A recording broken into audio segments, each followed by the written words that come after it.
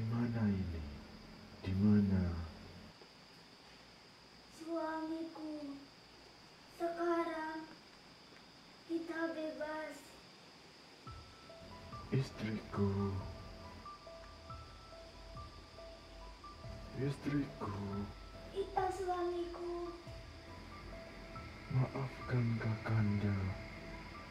Kakanda. Ayo Mas Evi. Oh iya Mas Evi. Ini kayu bakar kan? Kita buat api unggun dulu ya. Lumayan nih buat ini nih Mas Evi. Teman-teman, beruntung sekali saya di sini dapat kayu bakar. Soalnya cuaca ini sih Mas Evi ya, agak kurang ini ya.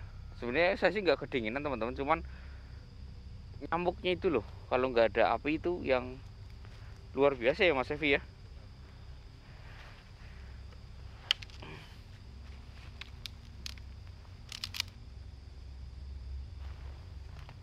Astagfirullah.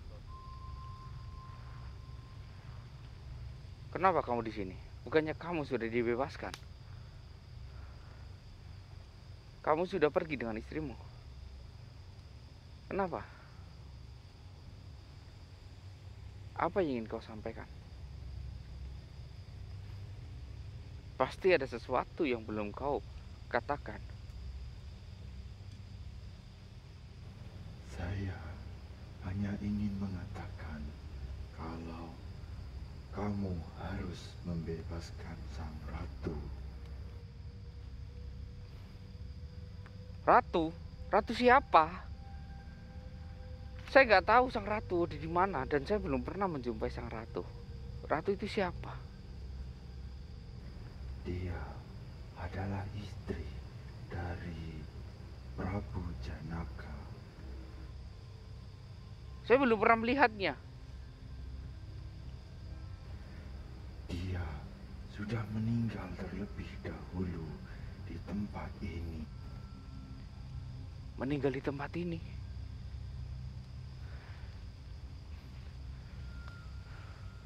Terus kalau sudah meninggal, bagaimana caranya saya membebaskannya? Sebelum dia meninggal, sukmanya telah dikunci di tempat ini. Jadi saya berpesan kepada kamu, tolonglah bebaskan sang ratu, karena tidak lengkap jika kau tidak membebaskan sang ratu.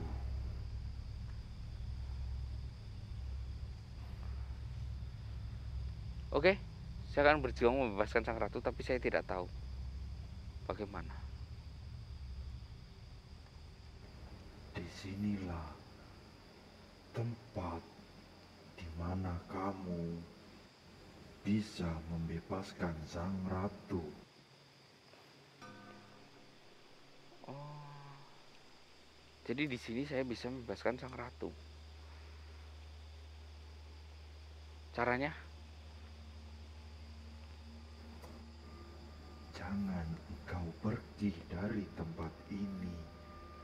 Carilah caramu sendiri.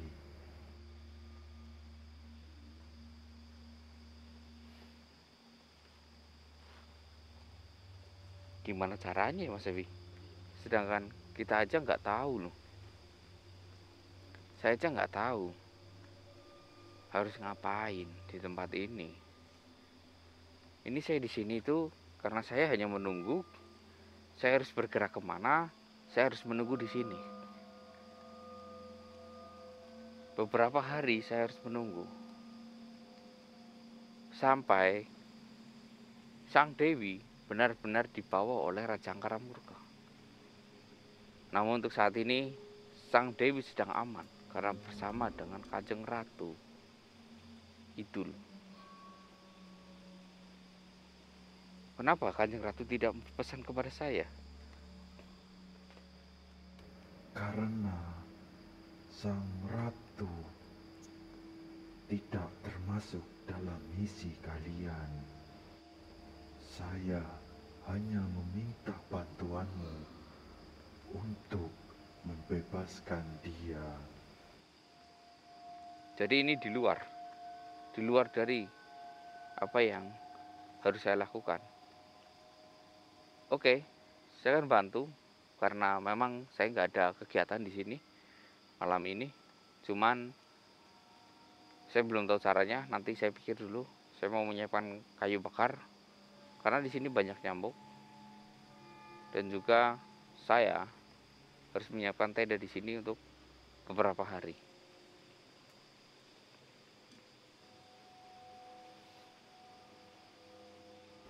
Sebaiknya setelah membebaskan sang ratu, engkau berkelilinglah di tempat ini, karena masih banyak kejutan di tempat ini. Tetapi engkau harus tahu, jangan terlalu jauh dari tempat ini, karena pusat semuanya ada di sekitar sini.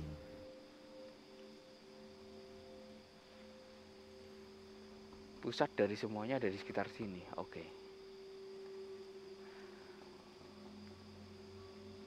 Oke, kalau pusat dari semuanya di tempat ini, fine-fine aja. Paling nanti saya kalau udah berhasil membebaskan sang ratu, saya ke sana atau ke sana atau ke sana. Tapi tempat ini benar-benar tidak terawat.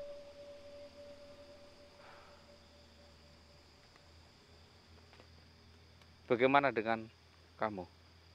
Apa kamu sudah pulih? Sudah, saya telah dibantu energi oleh istriku. Oke. Ada yang lain? Pesan apa? Oh ya, kamu tahu kan?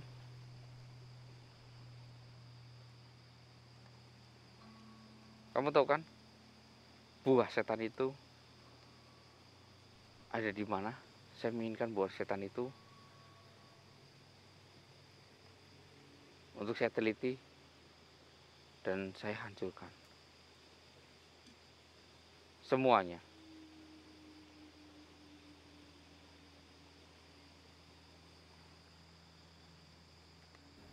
Tenang, kamu akan melihat buah setan itu ketika kamu sudah melihat singgasana dari sang raja, karena buah setan itu hanya ada di singgasana beliau. Buahnya berwarna merah, dan buah itu kalau dimakan sangatlah lezat. Oke. Dan ingat, jangan sampai kau mencobanya. Mencicipinya sedikit saja, itu akan merusak energi positifmu, meskipun hanya satu ujung jarimu. Oke.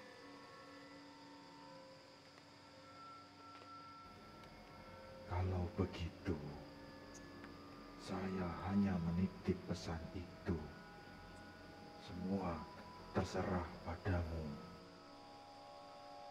Baiklah. Baik. Saya akan melakukannya. Allah Akbar. Kenapa ya Mas Sivi ya? Makhluk di sini kalau pergi itu nggak pernah pamit itu loh. Salam kayak atau selamat tinggal kayak kurang adab ya. Pergi-pergi. Mungkin.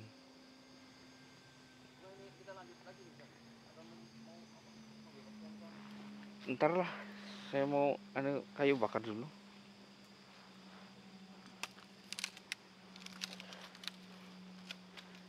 Lagian juga ini bukan kewajiban kita sih, cuman saya belum tahu caranya. Nanti setelah saya mengusir banyak nyamuk di sini, baru saya ini Mas Evi. Intinya saya harus mengusir nyamuk di sini. Mas Evi ada korek? Ada. Sini Mas Evi. Pinjam. Oke.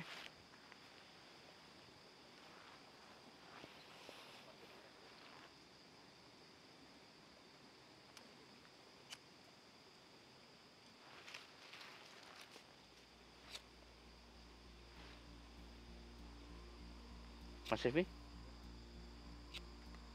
lihat.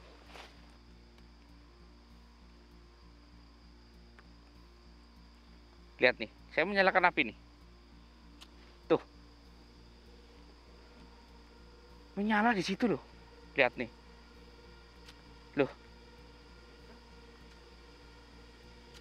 Tuh. Kayak respon dengan api loh. Tuh.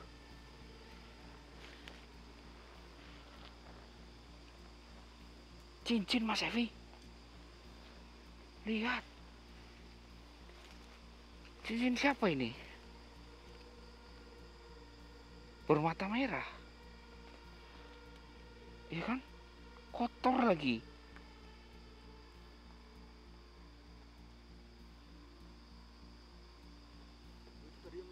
Iya. Menyala lip gitu kan merah, kecil. Kalau saya nyalakan korek ini menyala. Dari cincin Sang Mahadewa ini saya sudah pakai untuk tameng saya di tempat ini. Cincin siapa ini ya?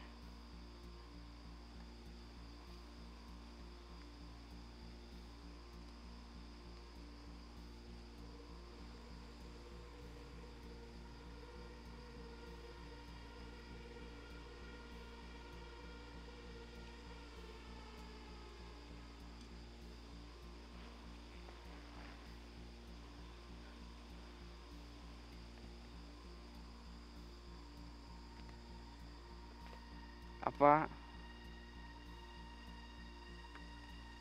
punyanya ini ya Mas Evi ya?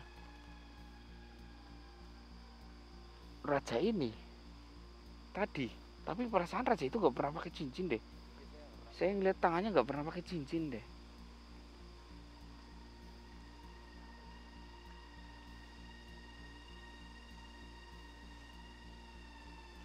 Saya coba pakai ya Mas Evi ya. Gak masuk loh ini, kayaknya di jari tengah apa ya? Gak masuk. Oh, jari kelingking saya ini kecil ini. Astagfirullah.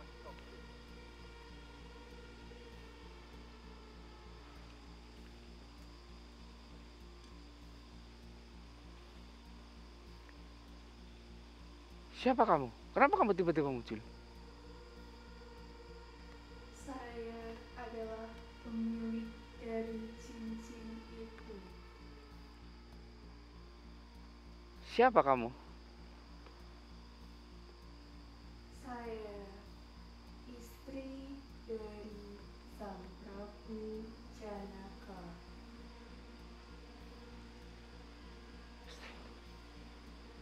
Jadi kamu yang dibicarakan dari tadi?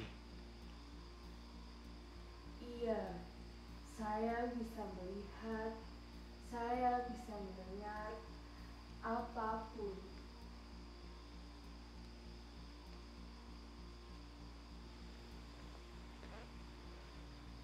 Dari mana asal kamu? Katanya saya harus membebaskan kamu. Dari mana saya harus membebaskan kamu? Inilah saya sudah bebas.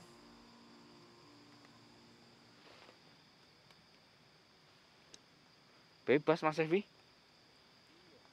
Lah katanya kita harus berusaha membebaskan dia. Kenapa kamu tiba-tiba muncul? Itulah saya bisa bebas karena engkau telah menggunakan cincin itu.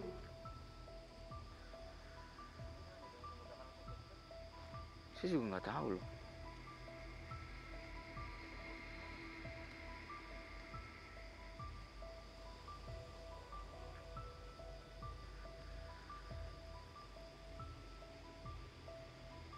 Apa hubungannya kamu dengan cincin ini? Dan saya memakainya. Saya nggak percaya, saya lepas ya. Jangan dilepas. Kalau engkau melepas itu, saya tidak akan bisa terlihat karena saya adalah Sukma. Saya sudah tidak ada di dunia ini, melainkan saya ada di dunia lain, dan kita akan bertemu kelak di satu tempat yang sama, yaitu dunia setelah kematian. Maksudnya alam barzah gitu apa ya Mas Evi ya? Jadi semua yang mati, entah itu manusia apapun itu, akan berkumpul di alam barzah, mungkin seperti itu Mas Evi.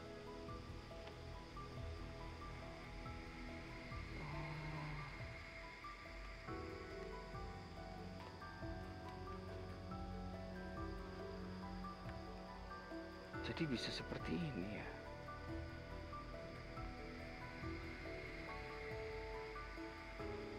Kamu bilang kamu istri dari Sang Prabu. Terus berarti kamu ibunya Sang Dewi dong? Iya, saya ibunya Sang Dewi. Saya yang melahirkan Sang Dewi. Terus kenapa kamu bisa ditahan di sini?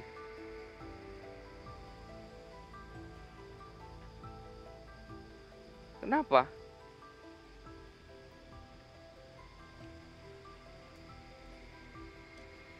Saya diperlakukan sama seperti Sang Dewi, karena Sang Dewi lah darah saya juga. Jadi sebenarnya Sang Raja Angkara Murka, dia mencintaiku, namun dia tidak pernah mendapatkanku. Sampai saya menikah dan saya memiliki satu anak, dia masih mengejarku, dan saya ditangkap oleh dia. Saya meninggalkan anak kecilku. Disinilah akhir hidupku. Aku lebih memilih mati dibanding harus menikah dengan dia. Oh jadi ibunya nggak dapat, yang diincar anaknya Mas Evi. Sang Dewi juga diincar. Kenapa bisa dia mengincar bahkan sampai anakmu? Harusnya kan, nauzubillah min dzalik ya. Dia itu mana ada orang ini jauh banget sampai menyukai anaknya gitu. Sebenarnya dia menginginkan keturunan dari darah kami. Kalau dia memiliki keturunan dari darah kami, maka anaknya akan menjadi penguasa dua alam.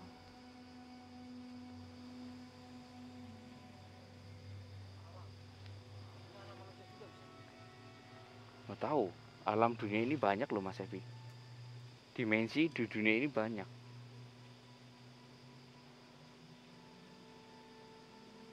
Oh, seperti itu.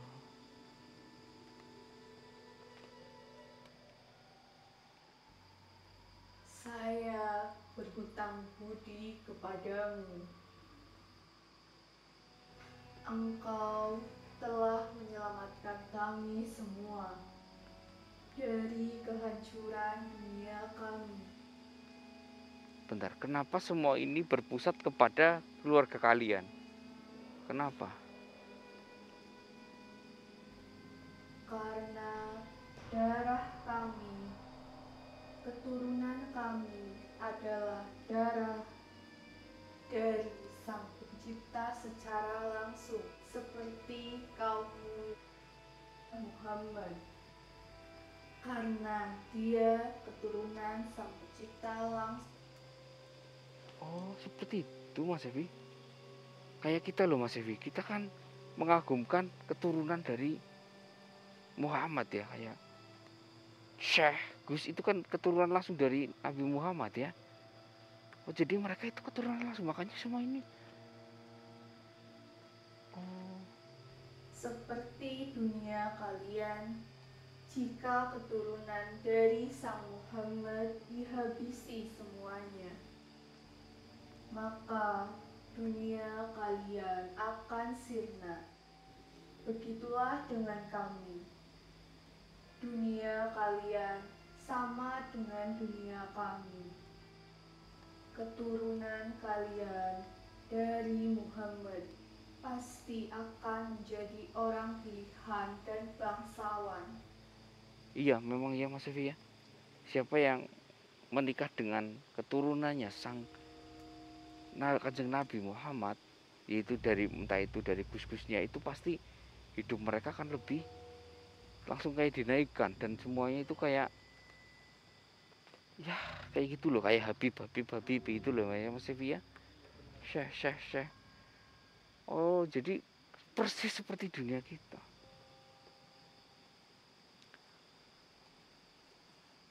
Tetapi perbedaannya di dunia kita dan dunia kalian hanya satu. Dunia kami hanya memiliki satu garis penerus, sedangkan di dunia kalian memiliki banyak garis penerus. Oh iya, dunia kita memang banyak syekh dan gus-gus ya Mas Evi ya. Berbeda dengan dunia mereka hanya satu.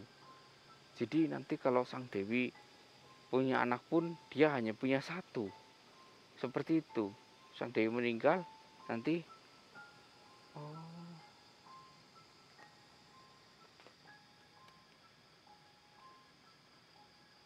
saya jadi paham sekarang. Ternyata yang hancur bukan dunianya, namun akhlak-akhlaknya, dan ini itu hancur Mas Evi. Kayak mungkin peperangan ya, karena udah nggak ada yang menuntun, nggak ada pemimpin gitu Mas Evi.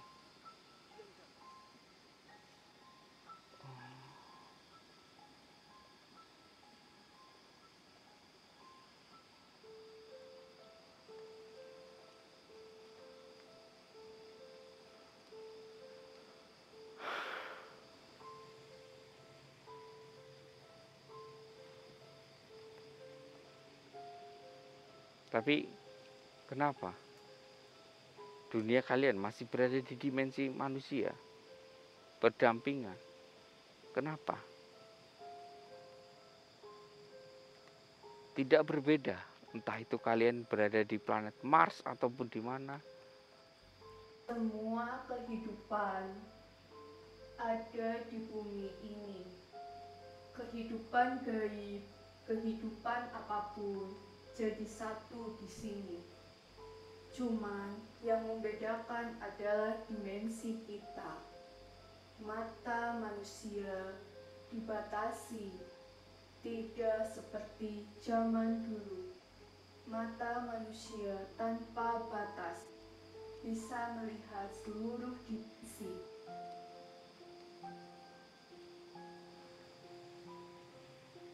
Kenapa sampai dibatas sekarang? Ini semua sebab satu orang yang tidak menginginkan manusia melihat semuanya, karena dia tahu keserakahan manusia adalah kehancuran bagi semesta.